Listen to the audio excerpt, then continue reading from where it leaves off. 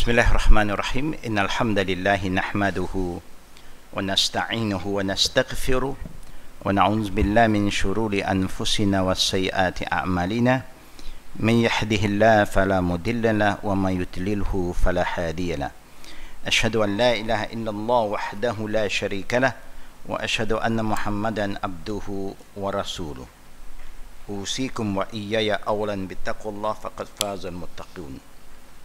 Assalamualaikum warahmatullahi wabarakatuh. Inshallah, we begin our class with the morning dua. Bismillahirrahmanirrahim. Alhamdulillahi Rabbil Alamin. Allahumma salli ala Muhammad wa ala ali Muhammad kama sallaita ala Ibrahim wa ala ali Ibrahim innaka Hamidun Majid. Allahumma bika asbahna wa bika amsayna wa bika nahya wa bika namut wa ilayka nushur. Bismillahillazi la yadurru ma'asmihi shay'un fil ardi wala fis samai wa huwa as-sami'ul alim. Raditu billahi rabba wa bil islami dina wa bi Muhammadin nabiyya. Allahumma zidni ilman nafi'ah wa rizqan tayyibah wa amalan mutaqabbala. Allahumma adkhilna jannatak wa ajirna minan nar.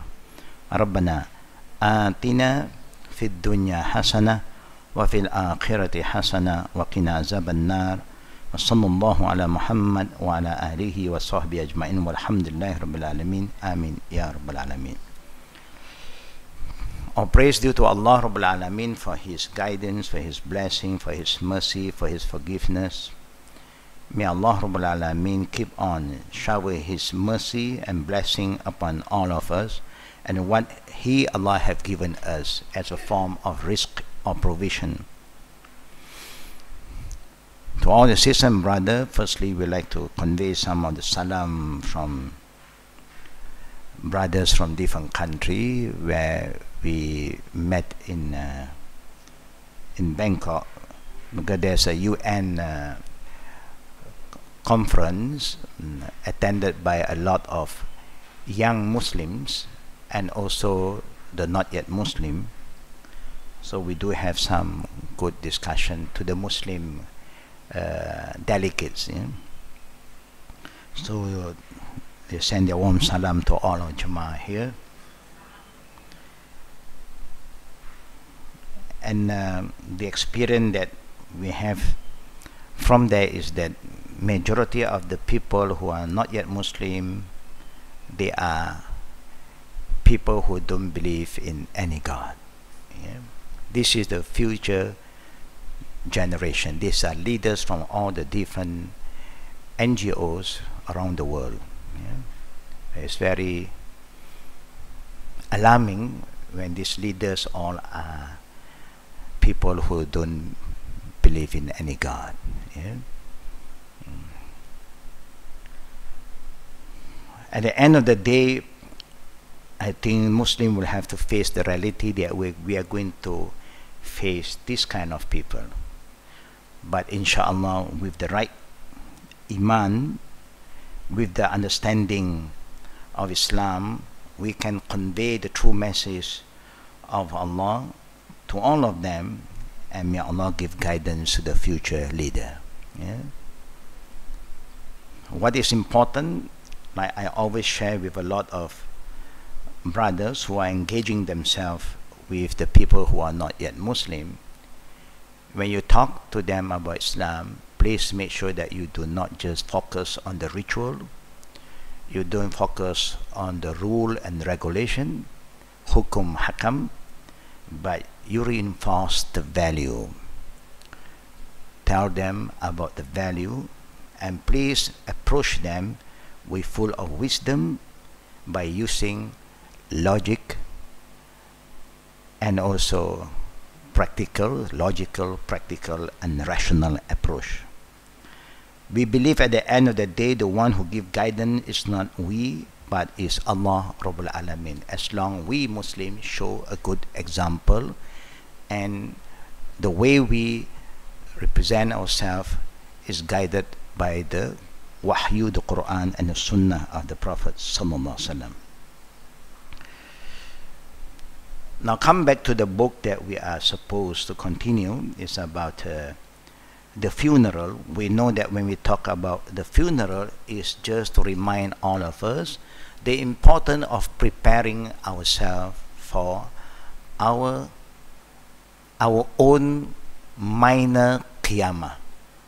There are minor and major qiyamah. The minor qiyamah is considered our personal death. That means that is our qiyamah in this world. You know that when qiyamah, that means this world end. Then we are going to a new world. So the same go to death is our minor qiyamah. Yeah?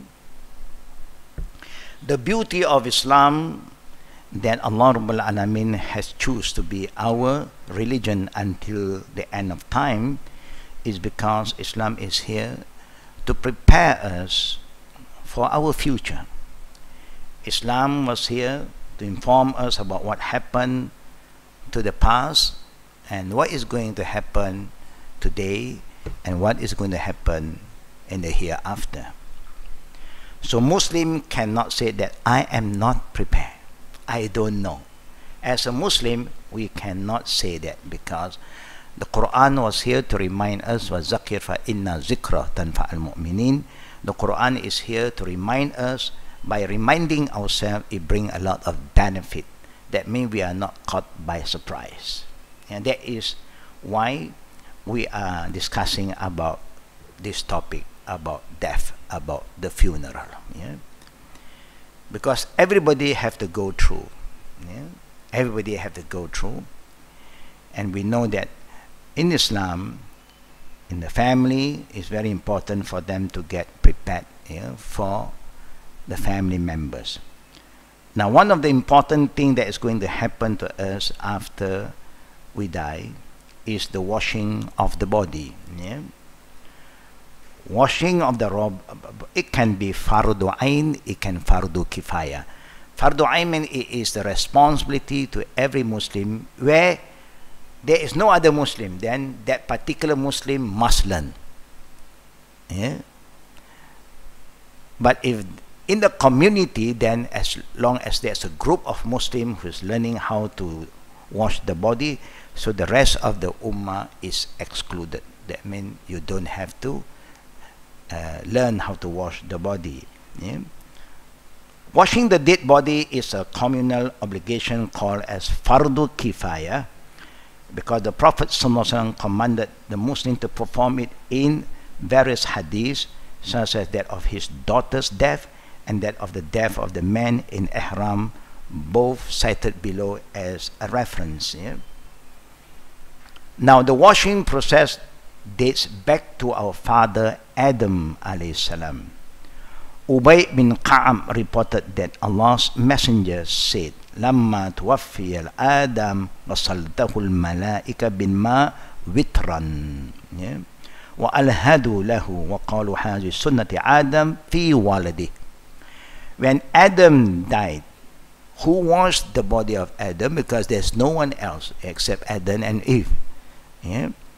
So wash him with water. The angel washed him with water, an odd number of times. That is where the witir is important. Yeah? There's other hadith. The Prophet said, Inna Allah wit yuhibbul wit. Allah is odd and He loves odd numbers. And there's one prayer known to all of us, the witir prayer. Minimum raka'at 1. If you are very tired, don't miss the witir prayer, even you're very tired. But majority of us, the Nusantara people, only know witir prayer in Ramadan. After Ramadan, no more witir, khalas. No, especially because this is the last prayer of the day. That the Prophet loved us to end our day, yeah, with a prayer. Other than the fardu, is the sunnah witir as the closing prayer of the day. is just how important the 2 Rakat Fajr as the opening prayer of the day. Yeah? It is better than the world and what you get here in the world. Yeah? Now, what is important here? The odd numbers of time. And then that his lahad, the graveyard, and said, this will be a guidance from Adam to his descendants. Yeah? And that's why all of us have to do that. Yeah? Even the not yet Muslim, they do that. Only then you have this cult kind of understanding. The cult means man-made rule. They start to burn the body. Burning of the body was not introduced from the time of Adam and all other teaching of the prophets. Not even one prophet introduced that. But this has been introduced by so-called man-made religion. And that is we call the cult religion. Therefore, a number of Muslims must hasten to wash the body of a dead Muslim and prepare it for burial. Now, washing is something that the Prophet wants us to do as soon as possible when there is a death. Somebody must prepare to wash the body. Yeah?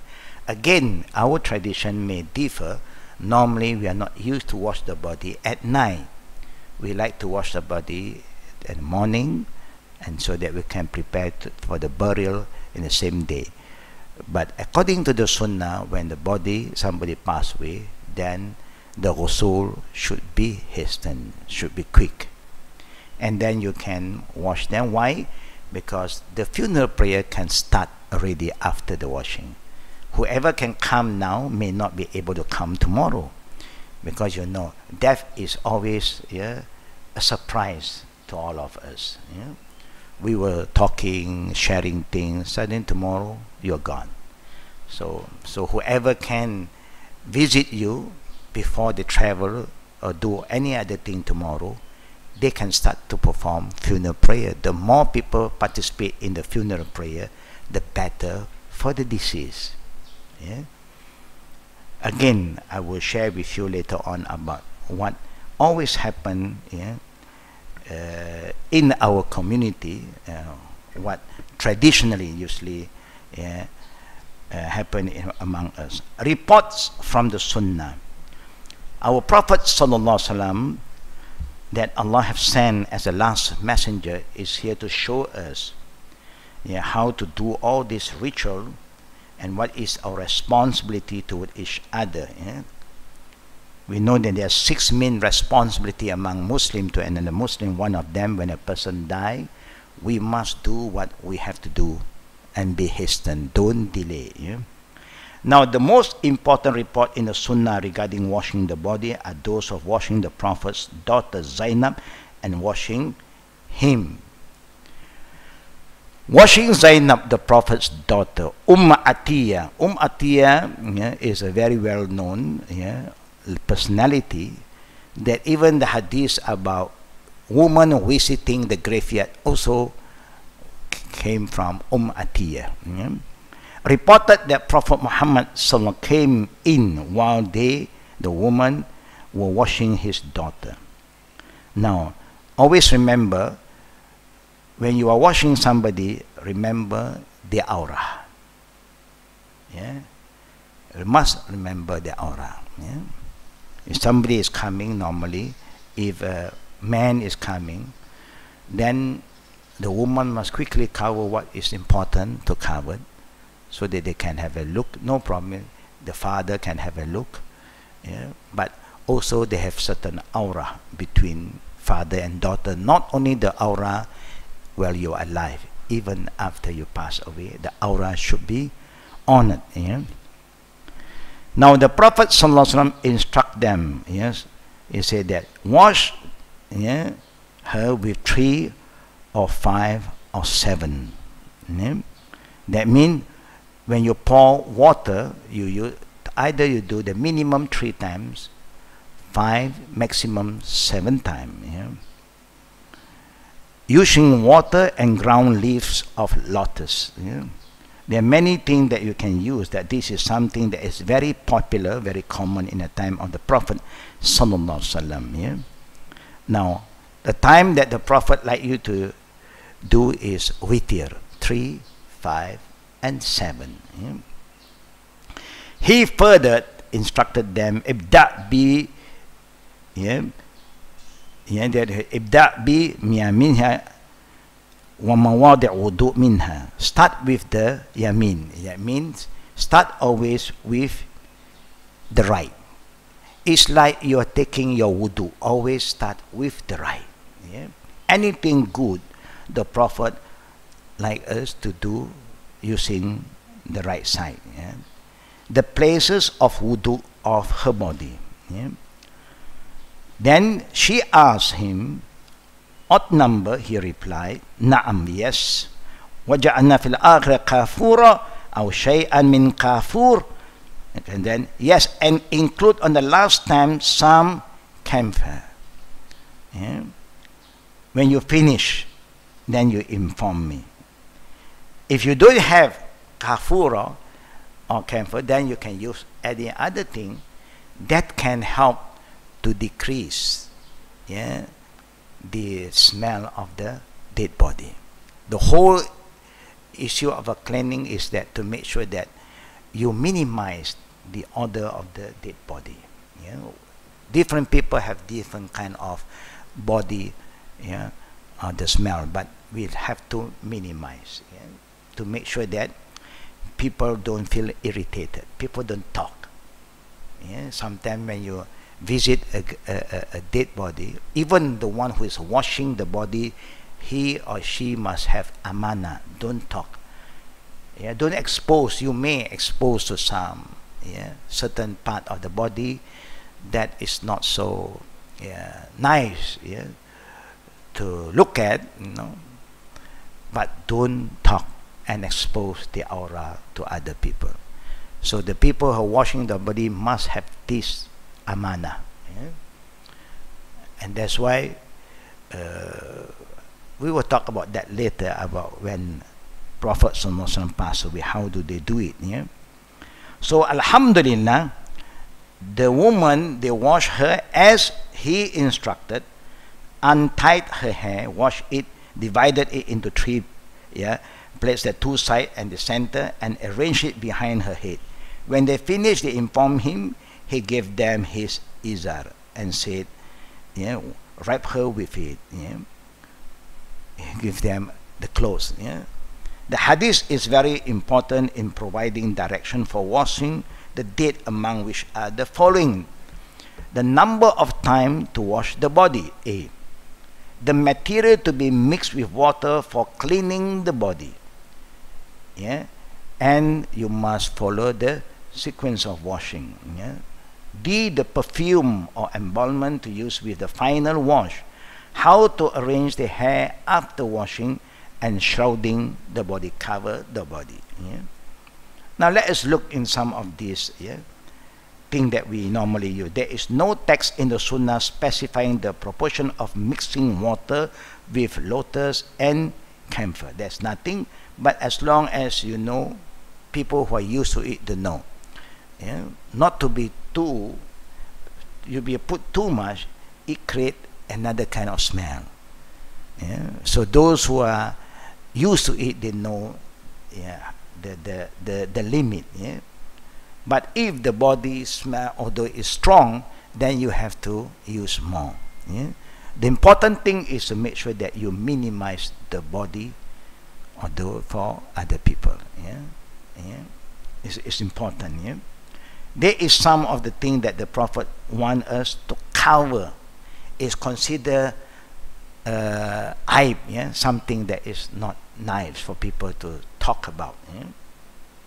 And that's why you remember I did share with all of you once that when somebody passed away, the first thing before anybody will come and wash the body and look at the body, we, the immediate family, quickly change his clothing or her clothing, because there is something they will discharge. When somebody died, whatever that is still balance in the stomach, there will be some discharge, because when the muscle loosen, it don't hold, then there's some discharge.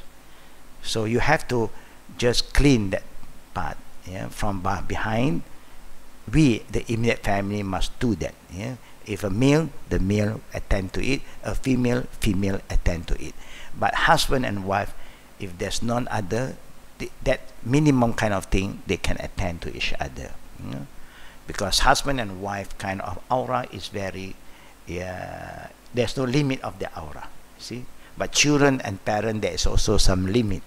But husband and wife, there's no limit, so you can immediately do that. Yeah? Only when, if a male father, when you are doing, you call the son to come and help. Yeah? That would be a better one. Yeah? That is the adapt. Yeah? The first thing is from the back, there will be something that discharge, and there will be some urine. Yeah? Urine also discharge, because when the muscle gone, is no more function, everything will, whatever still behind it, they will discharge. So you clean, and so that people don't, I mean, outsider who just comes and smell bad, you know, the people don't like that too. Yeah? We don't like people to talk about it. Yeah? Now you look at even the water. Yeah, it's up to us to look into it, how we use the water. Washing Allah's messenger, it is important to have a person of knowledge. This is where the difference between people who have knowledge and people who just know how to wash according to the traditional way. It is important to have a person of knowledge of the Sunnah direct the washing process. Sometimes the one who have knowledge, but he's not used to wash the body, but he know. You see, knowledge is something, action is another thing, because they are not used to it. So, but they know what to do first. Yeah?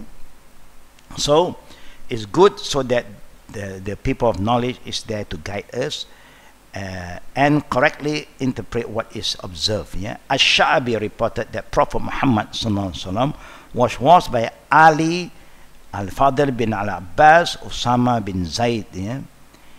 Ali reported, when I watch Allah's Messenger, sallallahu, I expect to observe on him what is normally observed in dead people, but saw none of that.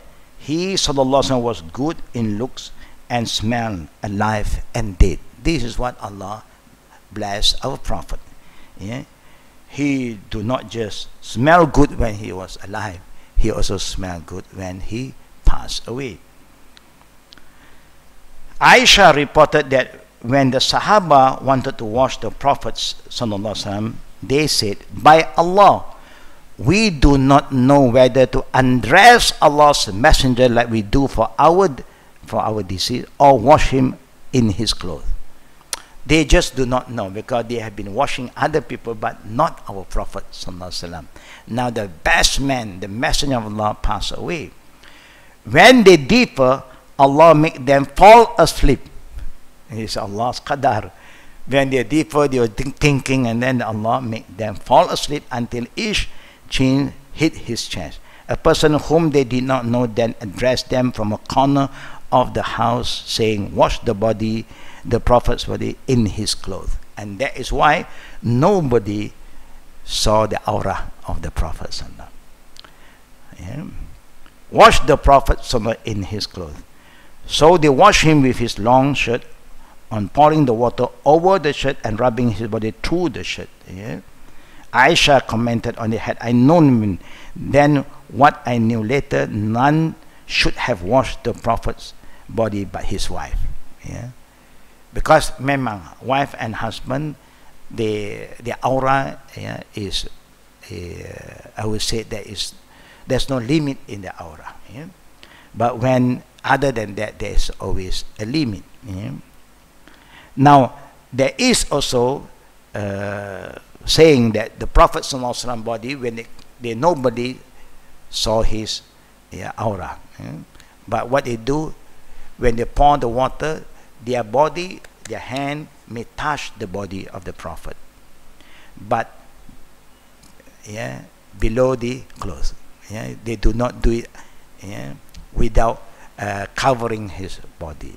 Because you have to wash the body, especially the aura, the aura for wudu. Washing the body for funeral prayer is like ghusl. That's why you call ghusl. Washing, you don't say just wudu. That means you have to do like mandi hadas basal. Start with the wudu area, and then you can do 3 times, 5 or 7 times. It always come in a package. Ghusl for mayat always like taking a major ablution. Because sometimes we do not know the situation we are in when we pass away, whether you have washed yourself earlier than that, maybe you have relationship with your husband, with your wife, maybe you have wet dreams. We do not know whether you have taken a ghusl or not. So we should do the last washing for a dead person, a Muslim. You make ghusl for them. That means you have to take wudu for them, wash the wudu parts, and then you wash them like how you make your normal ghusl. But even Aisha said that, but normally the woman will wash the woman and the man will wash the man. This is just an expression from Aisha. Aisha is very good in expressing herself, is because she is the youngest among other wives, and she is more brave and more knowledgeable. She dare to speak out. Most of the other wives are a bit shy, but Aisha, she is very outspoken lady. Even the man, even the people who don't like the Prophet, the Jew who curse the Prophet, the first one who will respond is Aisha. When a Jew came to the Prophet and said, Salam, Salamu alayka ya Muhammad. They don't acknowledge him as a Prophet, they just call him by name. So before anything, Aisha will just respond, the La'natullah alayk. And that is Aisha. Of course the Prophet was not that happy, called her later on. He said, but they are your enemy. They mean bad, they come and curse you. So in return, I will curse them back. So many times among the wife, when they want something to talk to the Prophet, they are shy to talk. They will inform Aisha. Allahu Akbar. Now, covering the aura, as is indicated above, the Prophet's body was kept covered throughout the washing process. The purpose of that was to ensure that his aura did not accidentally become exposed. Covering the aura is an obligation that the Muslim must fulfill, not only for themselves but also for the dead that they may happen to wash and shroud, even when you want to cover them.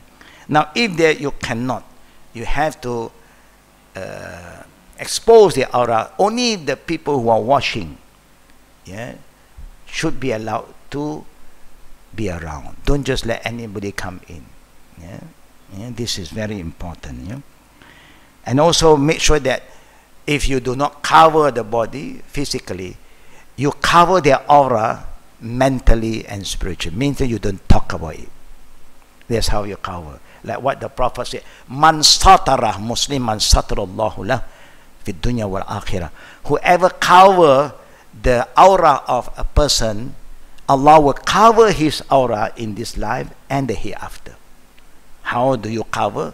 That means you're exposed to the wrongdoing of somebody who you know, but you don't talk about it. Quickly, you pray, may Allah protect him from further fitna, and you don't talk about it. So, when you like to cover the mistake of any other Muslim, your own mistake will be covered by Allah Rabbul Alameen, and also Allah will cover your mistake here and the hereafter.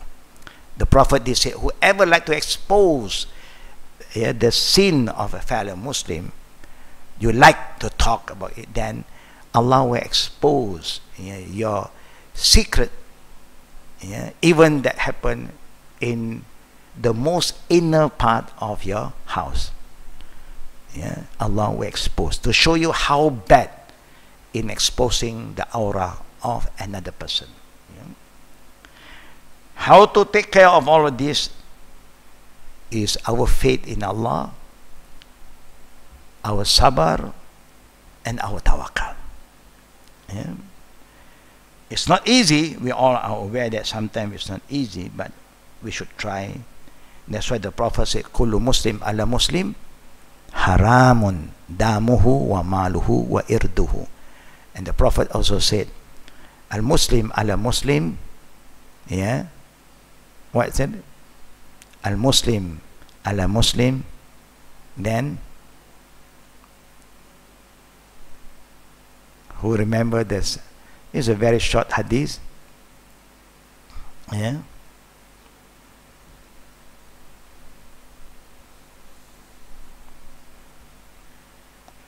Only two things. Yeah. The Prophet said, Muslim, the tongue and the hand should not cause harm to another Muslim. Yeah. Man salim al muslimun min lisanihi wa yadi. Yeah.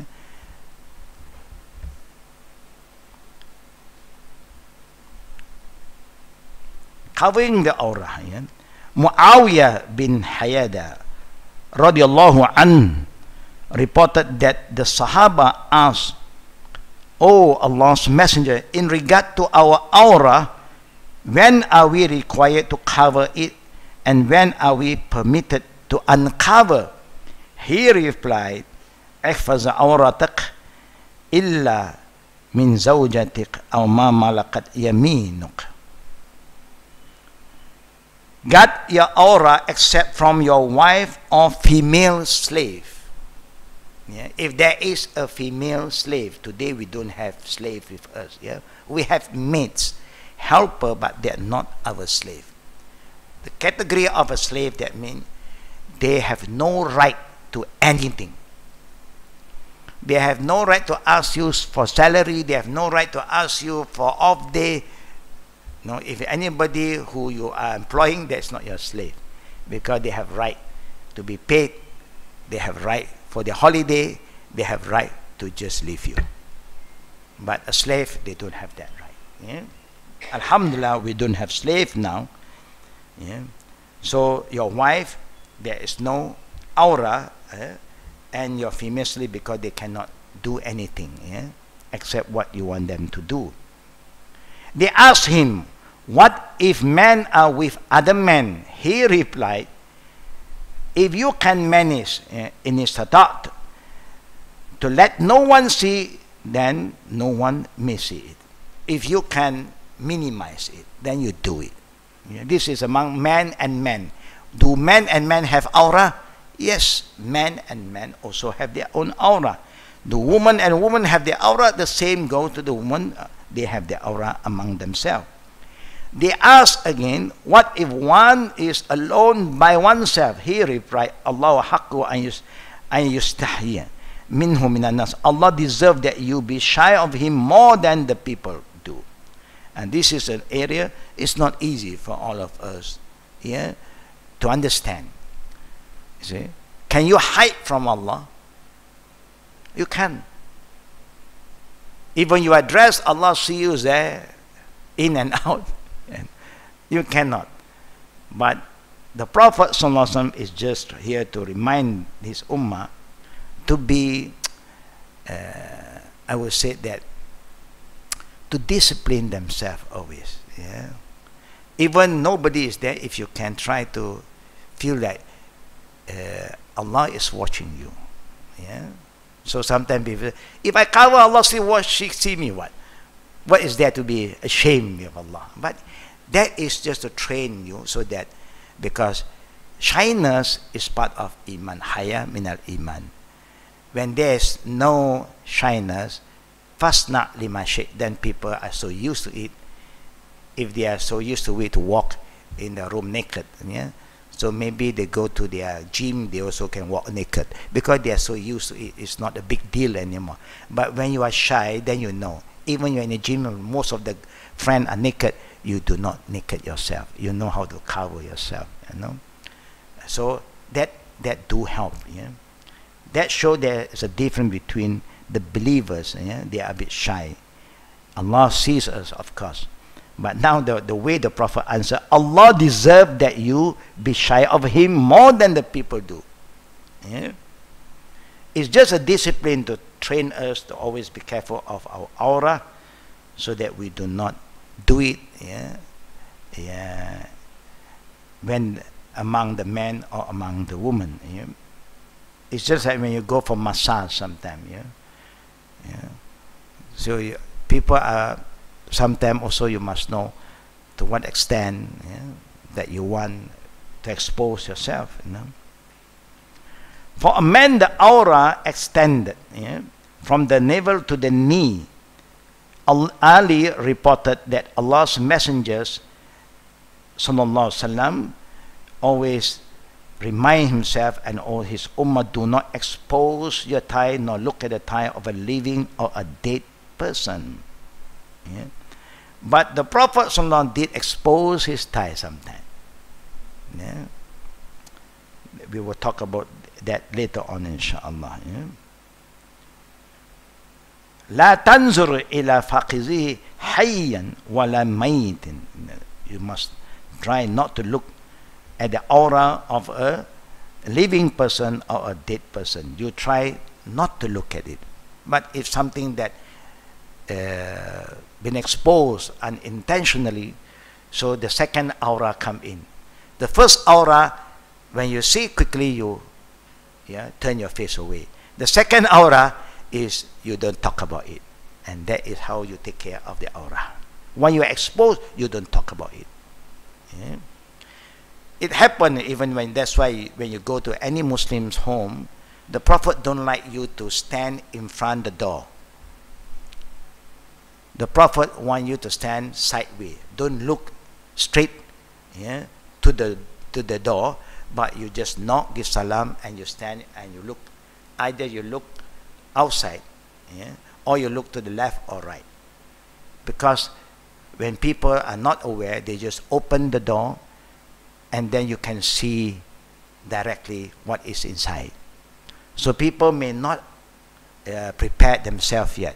They are caught by surprise. Maybe the man is opening, but the wife do not cover yet.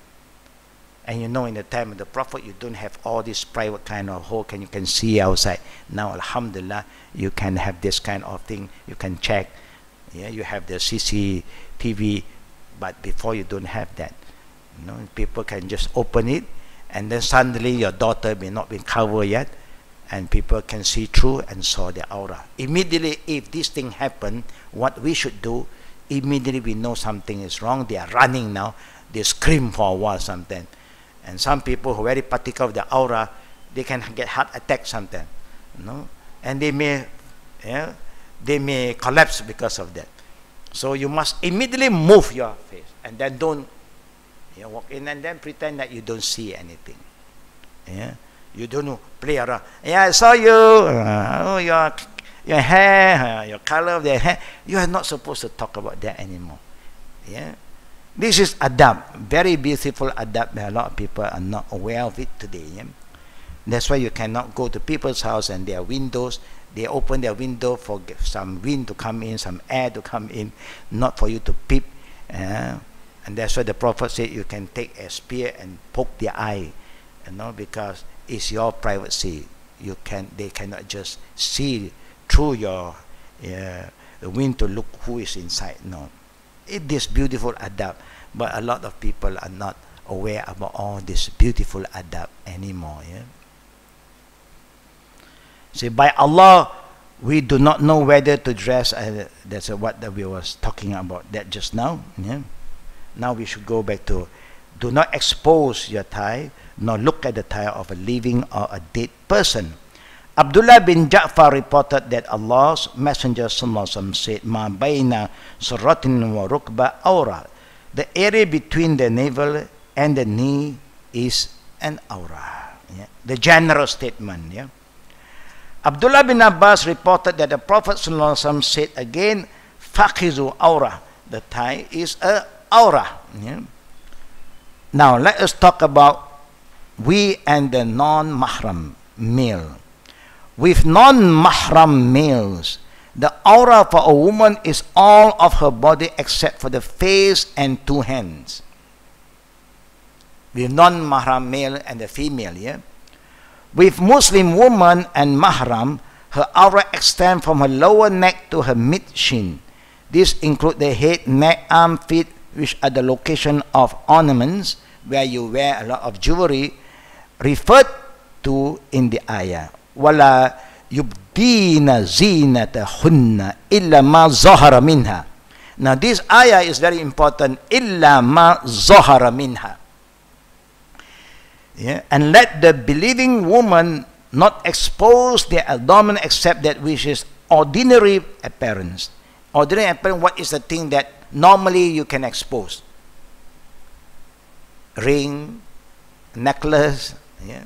Normally, the normal kind of jewelry that you wear that you can expose to among yourself. Yeah? And let them draw their head covers over their chest and not display their location of abdomen except to their husband, father, husband, father, the father-in-law, son, husband, son. Husband, son is what? Your son? Your what? Your stepson. Okay. Husband, father, that means your father-in-law, the son, the stepson, sons, and then brothers, your brother's son is your nephew, and also the sister's son, and Muslim woman. And Muslim woman. Now the rule of covering the aura should be applied to every Muslim during the washing. This is done by covering the aura throughout the washing process with a towel or thick sheet that does not become transparent when wet. As much as possible, yeah, the body should be washed through the covering sheet, making sure not to expose or touch the aura. Yeah? Now, the ayah here talking about Muslim woman. How about the non-Muslim woman? Yeah? In general, a mahram is a person you cannot get married with. The same gender you cannot get married. That is your mahram in general. Yeah? But why they use Muslim woman? Because Muslim women have extra responsibility, yeah, and also a Muslim woman is being reminded by the Prophet ﷺ not to do this, not to do that, and they must follow because it's an obligation to another Muslim. Yeah. Al-Muslim man salim al-Muslimun min lisanihi wa yadihi. A Muslim is a person who always makes sure that he will bring peace to another Muslim and do not cause harm to the other Muslim, whether through their tongue, words, or through their action, their hand. Yeah? And that's why when you sisters are among the sisters, normally you are more free to release yourself. And that's why you see that in the Middle East, when they have a walima, al-urus, wedding, the man will come, sit after Maghrib until midnight. Then the man will go home, and then now is the woman's time, from midnight to Fajr. Yeah. They have a long day to celebrate. But now they have their own privacy, and you see the woman, even outside, they're all with their cover, all in black. One day among themselves, like what you see in all the boutique, and they will come. All the thing that you see in the shop is there already. You know, all the colorful, they may dance, they may sing, they enjoy, they have good time, but among themselves. Yeah.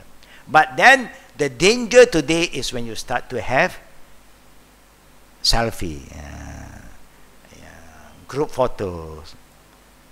You when you got that, you are by yourself. Alhamdulillah. But make sure that you know how to save it properly. It's the aura.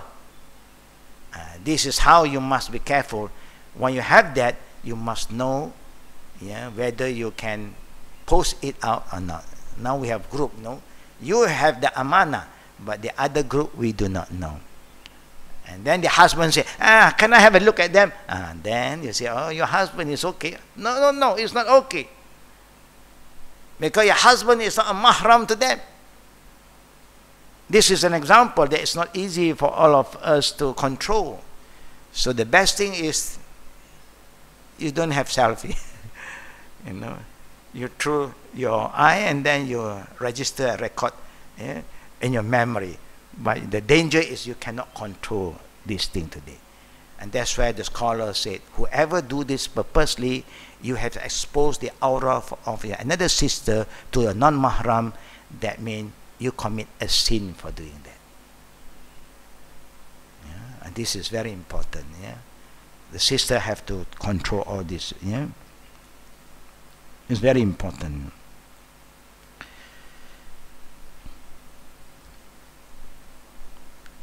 Special cases.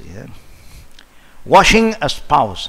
It is permissible for a woman to wash her dead husband, as expressed by Aisha earlier. Al-Bayhaqi recommended on Aisha's statement by saying, this shows that she was eager to do that, and one may not be eager for something unless it is permissible. Similarly, it is permissible for a husband to wash his dead wife. Aisha radiallahu anha reported that Allah's Messenger returned from a funeral at Al-Baqi'.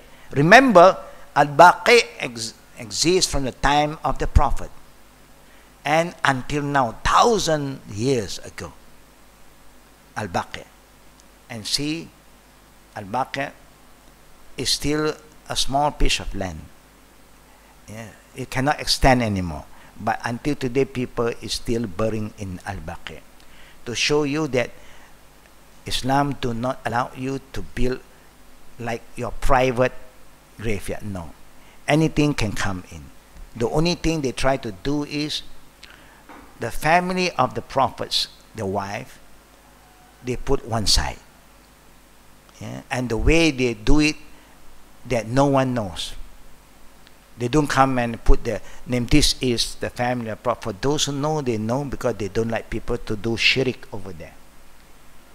Even Fatima. But for the other group, the Shia, if they go to this kind of graveyard, they only look for people that they want, that they believe in. Fatima, yes.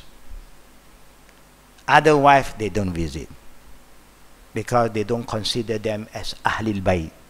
They consider Ali, Fatima, Hussain, Hassan. It so happened they are not there. Ali was not there, Hussain, Hassan was not there, but the only one that was buried in Baqi is Fatima. And that's where they will go. You know which group I'm referring to anyhow. So that's why when you go to the graveyard, you give a generous salam, and after that you can go to your family graveyard and do some cleaning up and so on. But you're not supposed to bring in flowers, water. You don't do that. Even if you bring a Quran, if the people see you, they will just grab it from you. He said, no. This is a graveyard. Quran is for the living, not for the dead. You want to make dua, you are allowed to make dua. For us, we are very sentimental people. Flower, water, water with syrup again sometimes. Only Allah knows.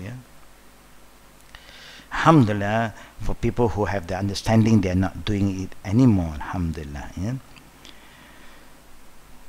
Now, Aisha reported that Allah's Messenger ﷺ returned from a funeral at Al-Baqi' to find her suffering from a headache and saying, "Oh, my head." He said, but who said, "Oh, my head"? Aisha. Then he said, "Rather, it is my head that is aching. What would hurt you if you die before me? And I wash you, shroud you, and then pray janazah for you and bury you." And this is just an expression from the Prophet ﷺ, so that if you die first, I will be there. But of course, there is a difference between a husband who passed away, because the wife participation in doing for the husband is very limited. But when the husband is still alive, he can do a lot for the wife.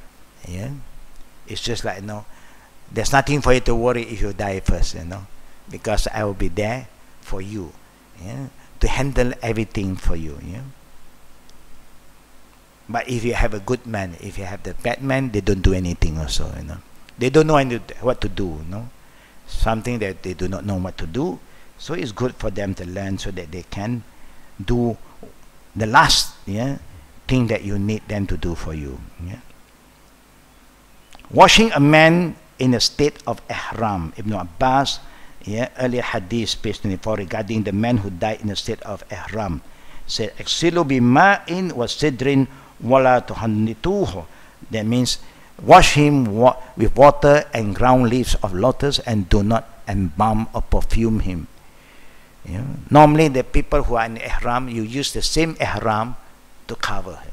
You don't have to change.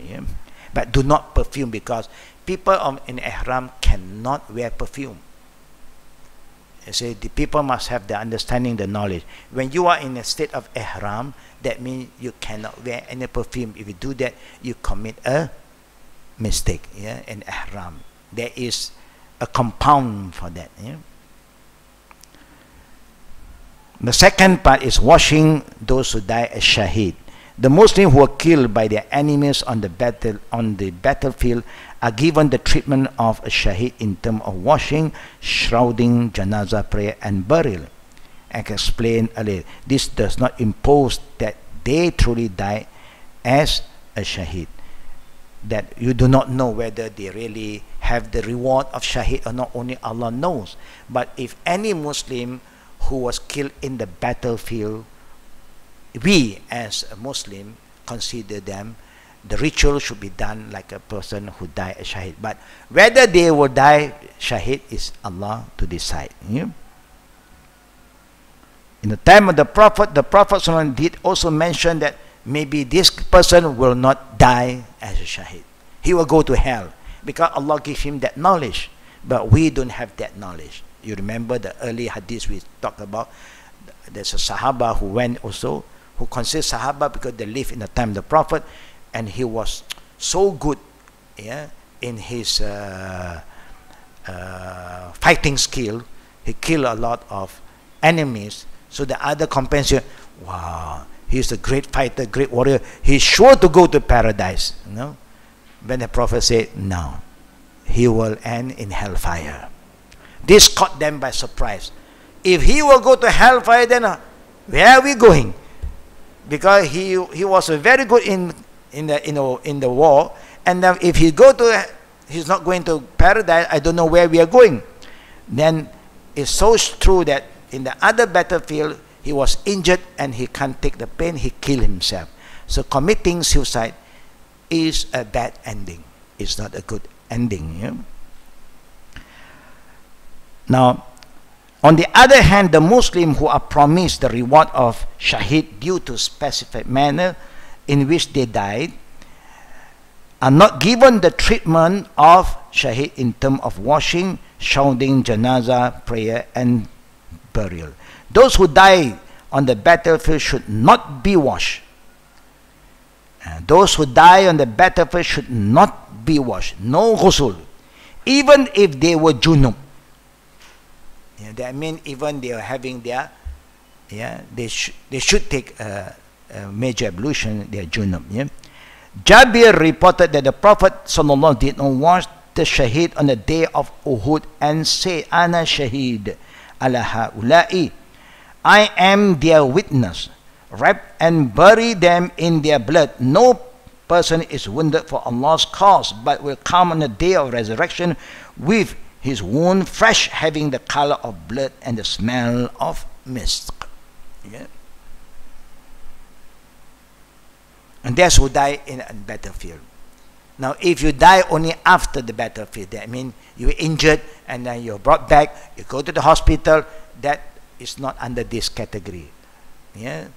The number one shahid, those who engage in the battlefield and they were killed in the battlefield. Yeah? You don't have to wash them, and you don't have to worry about their shroud, just bury them immediately. Yeah? The Prophet ﷺ also said, based on Jabir, that do not wash them, لا تغسلوهم, because every wound will be smelling of mist on the day of resurrection. Yeah? Abu Barzah radiallahu anh reported that the Prophet ﷺ was in a battle and Allah granted him victory. He said to his companions, do you miss anyone?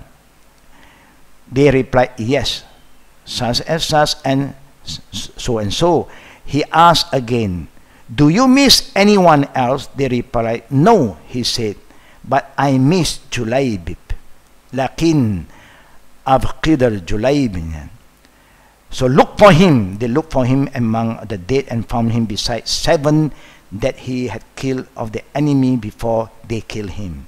The Prophet stood over him and said, he killed 7 before they killed him. He is from me and I'm from him. He is from me and I'm from him. Yeah?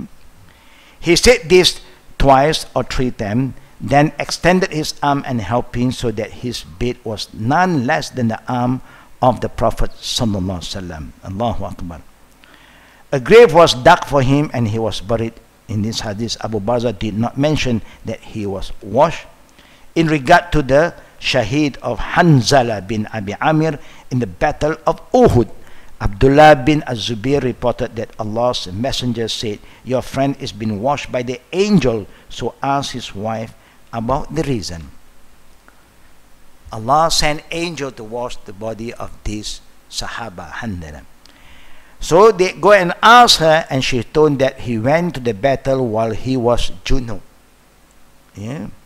As soon as he heard the call for war, the Prophet then washed, said, لِذَلِكَ غَسَّتَهُ الْمَلَائِكَةِ. That's why the angel washed him. Now, meaning, to show you that how the Sahaba respond. There are 2 Sahaba have this kind of problem, issue. One is Hanzala,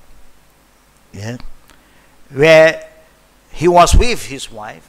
Suddenly, the war started, and there was a call that we need reinforcement. Now he just forget about washing himself, and he just leave his wife and go and engage in the battlefield, and he was killed. So in return, Allah Rabbul Alamin sent angel to wash his body. Yeah? But the Prophet never washed it. Yeah? Neither any companion washed it. The second one is there's a Sahaba known as Aswad. Yeah? I think I've shared with you. He's from Mecca, people of Muhajirin. He was a rich, ugly man. Yeah? Rich but ugly. So,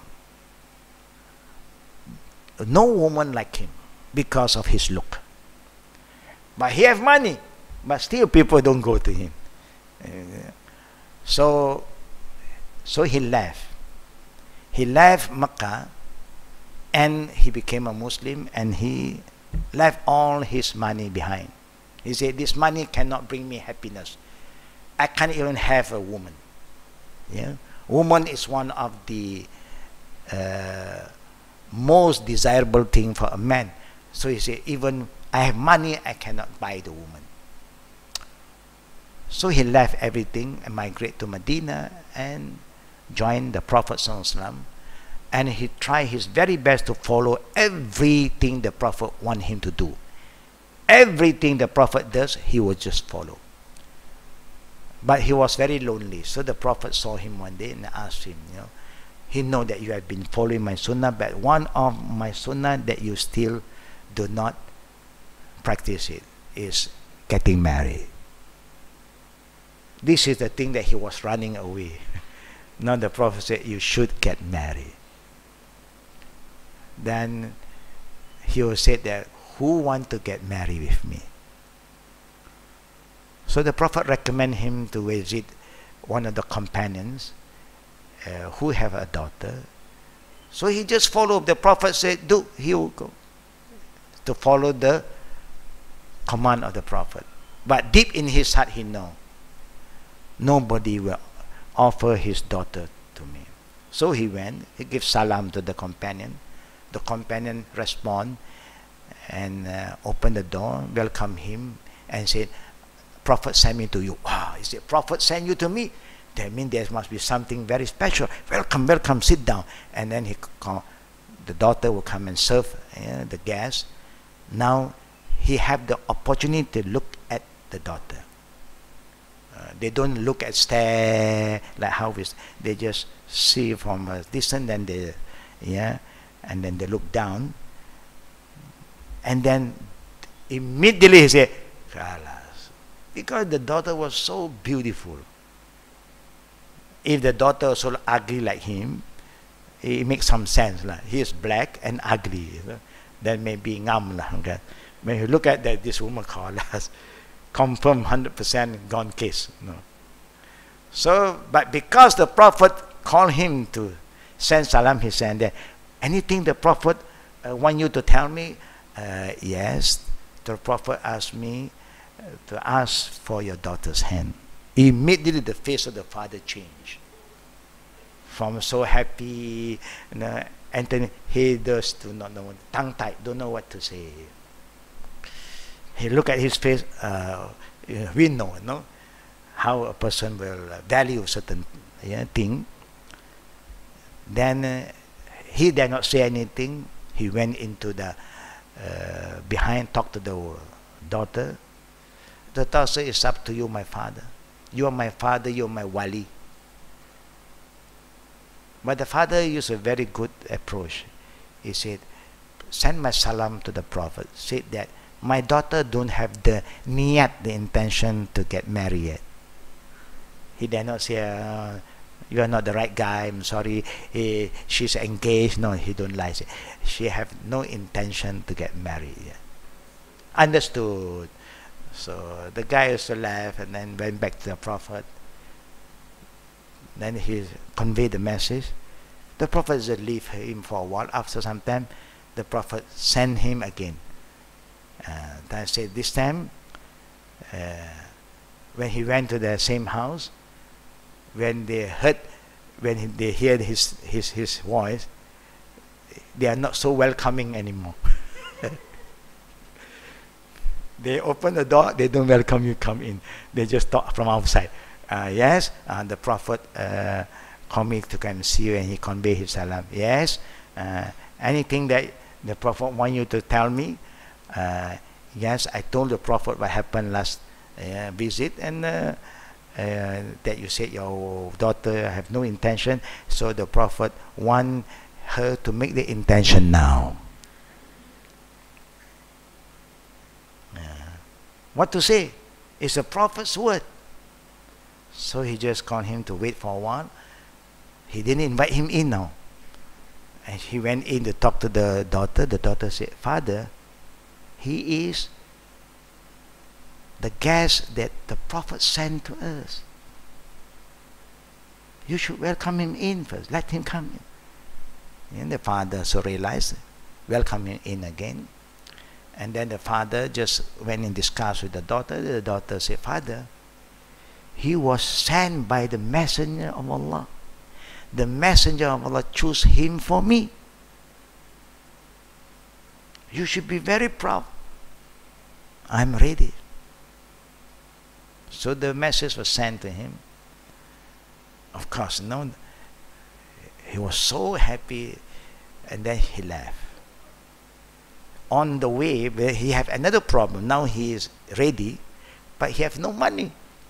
All the wealth he have left behind, and say, this money don't bring happiness to me. I don't want this dunya anymore. No, now no money. The woman is ready, money, fulus nahi. What to do? But the Prophet ﷺ, who cared for his ummah, realized that and then make an announcement. Yeah? And there was yeah, group of Sahaba just respond. They have this, they have that, they just come and give it to him. Now he have what a man should have. Yeah? On the way, they were sending the gift, and he was on the way. They were ready to receive him now, and he was on the way. Then there was a war, a breakout, and then they were coming, some people, need reinforcement. So he just rushed further, passed to the house and said that the gift is on the way. But I have to respond to this call. So we will continue our plan after I come back from the battlefield. Yeah. So then this woman prepared water, everything for him. Said, go, I will be waiting for you. So he went into the battlefield. He was killing a lot of the enemies, and then he was shaheed in the battlefield. Yeah. And then when the news came back, here are preparing already, but said he died in the battlefield. This is how the Sahaba respond. Yeah? Their love towards Allah is greater than anything else. Allah comes first in their life. Then the woman just asked one thing from the Prophet. Allow her to serve in the coming battlefield. She wants to serve now. As a nurse, normally you need a woman as a nurse in the battlefield to help the wounded one. Yeah? So the Prophet grant her. And then the second battlefield, after that, she was there and she was killed also. So when the hero and the heroine die in a movie, is the sign of the ending of that movie. Yeah? But it's a beautiful ending. Allahu Akbar. So anyhow, what I'm going to share with you is look at the iman of the companion is very, very unique. Allah always comes first in their life, and that's why Allah said, "La tuqaddimu bayna yadayhi wa rasul." And that's why even Allah Rabbul Alameen talking about the believers or the person, when Allah want them to do something, they never hesitate, they never try to think twice. If this is the call, I am here. Sami'na wa ata'na. So may Allah Rabbul Alameen help us understand if there is a call again, that our son, our husband have to respond to it.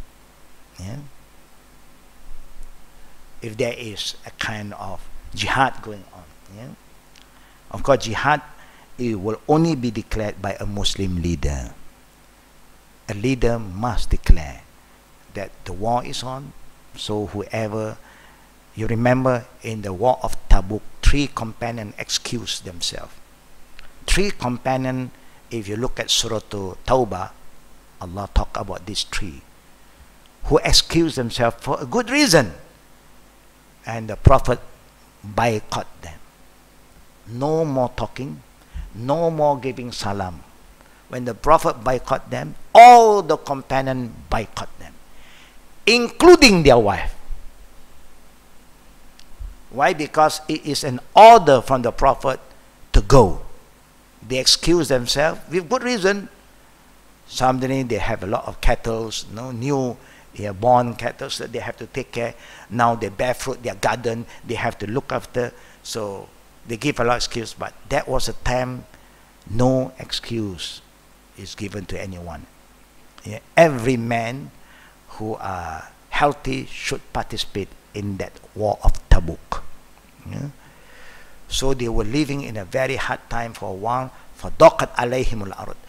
The way they live on this earth at that time, it's like they become a stranger. Nobody talk to them. They give salam, nobody respond. It's a full boycott. Not only the Prophet, the companion, and their wife. The wife of the three Sahaba. The three Sahaba. Because when the Prophet stopped talking, all of them stopped. Yeah. There is the believers that time. Yeah. Alhamdulillah. Then Allah revealed the ayah for these three men. Yeah, in Surah At-Tawbah, you will come across that ayah, inshallah. Yeah.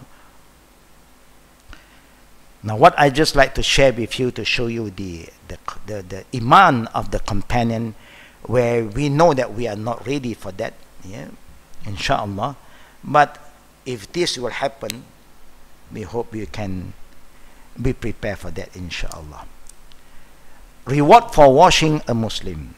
Abu Rafi' reported that Prophet ﷺ said, the meaning, he who wash a Muslim and conceal what he sees, the bad smell, the appearance of the dead body, Allah grant him forgiveness 40 times, or for 40 major sins.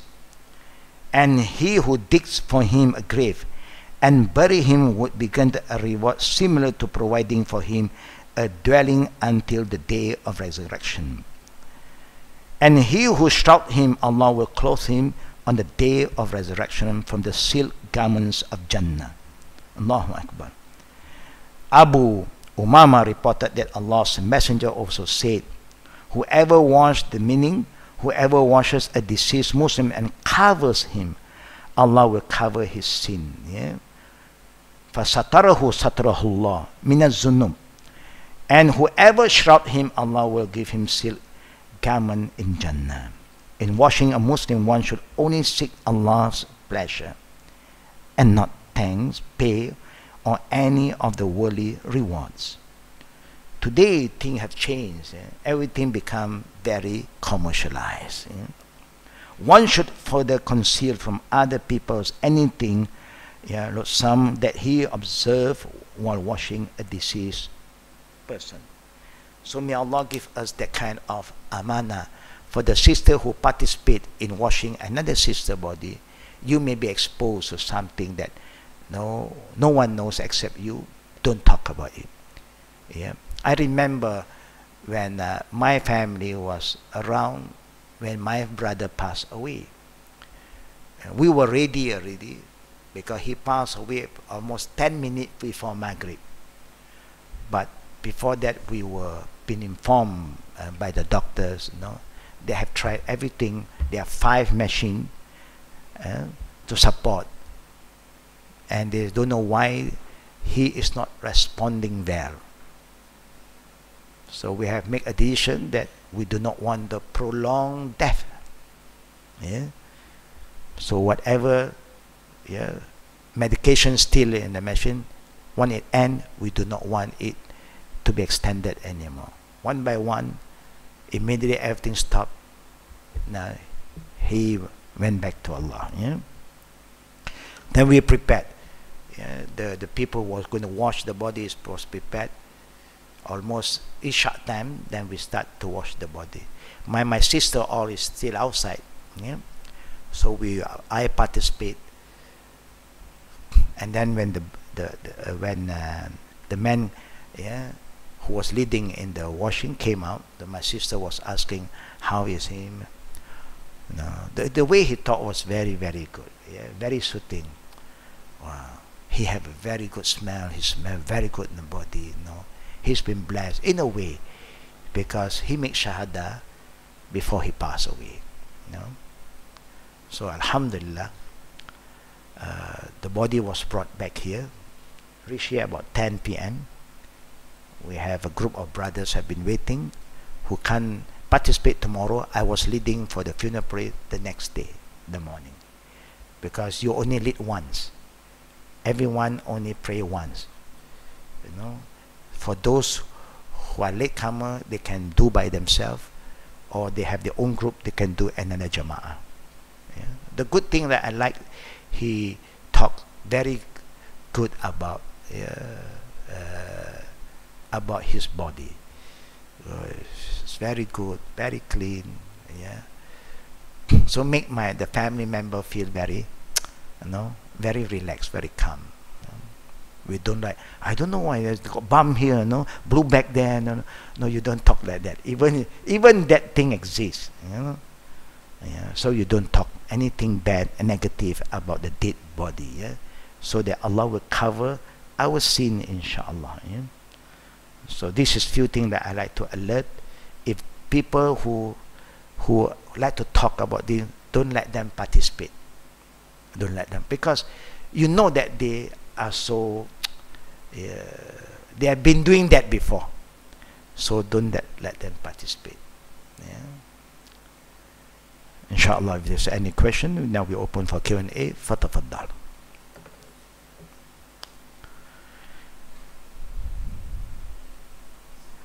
Yes. Janazah van, yes? Yeah, the janazah van that you have here, okay. And you gave us a piece of paper. Correct. That says they can carry the dead body to the masjid, then let the masjid wash, and then bring back here. Yeah. So saudara semua kat sini.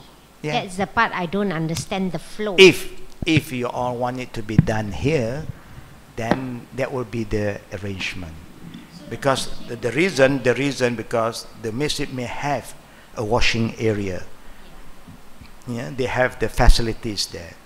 We were looking for it until now, a kind of mobile one. When I was in Indonesia, I was looking for it. I informed our Jama'ah there to look for us. It's like a mobile washing kind of facilities, and they have also like a mobile what you call this tent that it can cover, give some privacy. It's mobile.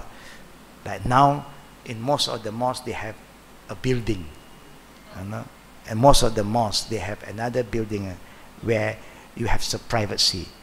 So that is good, but here we don't have. So for us to wash over here is a bit difficult. So you can go to the mosque who have that facilities, use their facilities, and if you do not want the body to perform the funeral prayer there, then bring the body here. Would they allow that? Oh, of course, it's up to you. You have the right. It's up to you. The only thing they may normally they will tell you a package normally, but you can say thank you, I'll pay what you need for this, but the rest I want it to be done in another area. So the janazah van can come, yes, from the home, don't go to the mosque, and then take the mayat here. Yes, kafan over there, and then bring the mayat here. Correct. So the relatives all can come here, yes. And then go straight to the graveyards. Yeah, it's like what happened to our sister Zubaydah, you know, passed away at home. Yeah, he was in the hospital, and then after leaving the hospital for 2 days, she passed away at home. So we don't have that kind of facilities. So they communicate with our Jama'ah. Our Jama'ah brought them to another masjid, who our Jama'ah also was there, yeah, to make it easy. Yeah, then the body was sent over here, and the funeral prayer was done here. And then tempat burial, we have to arrange. Of course, normally yes, because they will go according to your area. They go according to your address. That is only done from the police station normally. You make a report, the police station will identify which area, and then they give you the death certificate, the permission to be buried there. Then you know how to contact already. They give you the contact number. Yeah, it depends. It's just like if you're staying around here. By my brother, alhamdulillah, Allah make it easy. He was buried in Kiara. Normally they don't. Now they say they have a problem. The last thing that I heard from Taman Tun, that the children were staying in Taman Tun, the parent was staying at the other area, but then the father was not well. He came and visit the family and the children and stay in the children's home at Taman Tun, and he died there. So they brought him to the mosque. They don't want to perform prayer. He's not Ari Kharia. Problem. Today, I don't know what is happening to us. They say because he's not from this area. I don't know what is happening to us today, you know. It's like you want to control everything now. You know, it becomes so territorial kind of mindset, you know. Where the Prophet had said, wherever you die, nearest, you do it. You don't have to send it so far away. But the spirit have gone. Everybody want to show their power. They control this place.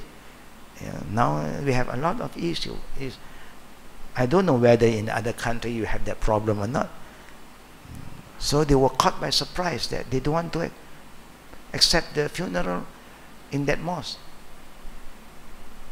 You know. So may Allah protect us, inshallah, from this kind of fitna. You know. Ustaz? Yes. Any other question from the other sisters? Okay, I have another question. Okay. It's not related to the funeral. Okay. When we baca doa, when do we angkat tangan and when do we not angkat tangan? Because I have seen that sometimes you take up your hand and sometimes you just put your hand down. Yes. And you don't sapu Yeah. muka and whatnot. No. So when The do we wiping of the face is not for an authentic hadith. Only some people are so used to it. And the raising of hand for funeral prayer, say dua. Dua, they have two types. There are times the Prophet will raise up even for the funeral punya dua. Sometimes the Prophet raise up his hand, sometimes he don't. So both is also a sunnah. There's nothing wrong. Yeah?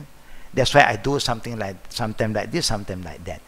Just to expose to the people that both way is being practiced by the Prophet Sallallahu Alaihi Wasallam. Normally, the dua that there are certain dua that the Prophet never raised up his hand. Like after prayer, like after azan, after wudu, you have dua. But the Prophet never raised his hand. Dua, yeah, or something that you really need, yeah, from Allah, like Salatul Khusuf. Sometimes the Prophet will raise up his hand. Yeah. But the normal kind of prayer, like funeral prayers, sometimes he raise, sometimes he do not. So the reason I do that, so that people are aware. You don't say people don't make dua. When you don't see them raise up his hand, they are also picking dua. Prayer, is prayer a dua? Our prayer, if anybody asks you what is as-salah, the meaning literally for as-salah is dua. From the beginning, dua iftitah. Right? Fatiha also have dua. Then you may recite a certain surah that also contains some kind of dua. Rabbana innana sami'na munadiyan yunadi lil iman. All these are dua. When you're making sujud, also there's a dua.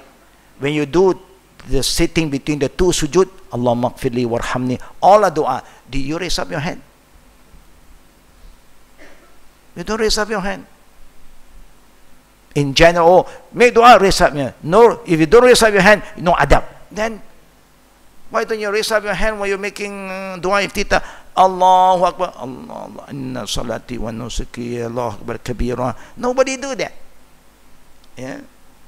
Just show some example. I hope people have that right understanding, you know.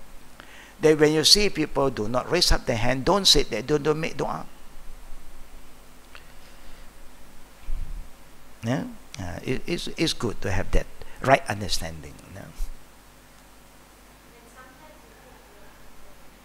When we have the shahada, when Allah's word is mentioned, la ilaha illallah is highly recommended. Yeah. Last question from the sisters. None, alhamdulillah. Yeah. So don't forget about the understanding of aura here. Yeah? Aura is not just by looking at it, but you must not talk about it. Yeah. Any last question from the brothers?